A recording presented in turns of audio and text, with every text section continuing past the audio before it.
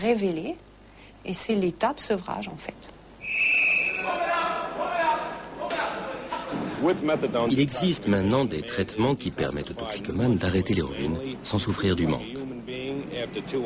Depuis cette distribution dans une prison de New York au début des années 1970, le recours aux opiacés de synthèse s'est généralisé.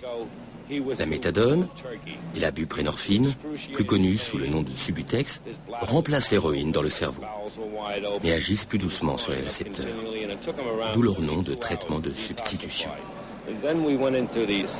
Ceci dit, on est aussi dépendant à la méthadone et à la buprenorphine.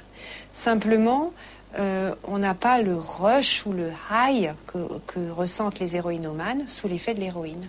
Parce que la méthadone ou la buprenorphine n'atteignent jamais des concentrations telles qu'elles provoquent l'effet recherché par le toxicomane.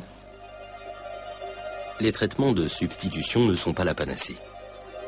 Les chercheurs voudraient mettre au point des traitements qui guérissent l'addiction au lieu de la mettre en sourdine. Et la recherche s'intéresse aujourd'hui à la dopamine, cette molécule du plaisir. Exactement comme pour les opiacés ou le GABA, il existe plusieurs sortes de récepteurs à la dopamine. Et c'est l'un d'entre eux, le récepteur D2, qui semble jouer un rôle crucial dans la dépendance aux drogues. Pour l'étudier, les chercheurs utilisent des souris génétiquement modifiées. Dans le but de pouvoir étudier le rôle du récepteur D2 dans la réponse aux drogues, mais aussi, disons, dans sa fonction physiologique in vivo, nous avons généré des animaux knock-out dans lesquels le récepteur D2 donc, n'est plus exprimé.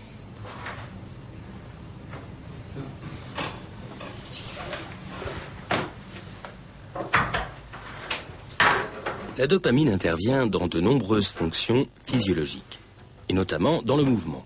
Elle est d'ailleurs impliquée dans la maladie de Parkinson. Ce test permet de mesurer la coordination motrice.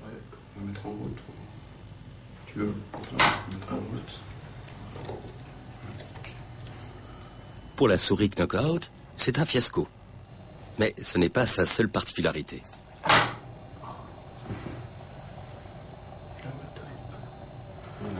Nous avons pu mettre en évidence qu'en absence du récepteur D2, les souris ne répondent plus, par exemple, aux effets renforçants donc, qui amènent ensuite à l'addiction.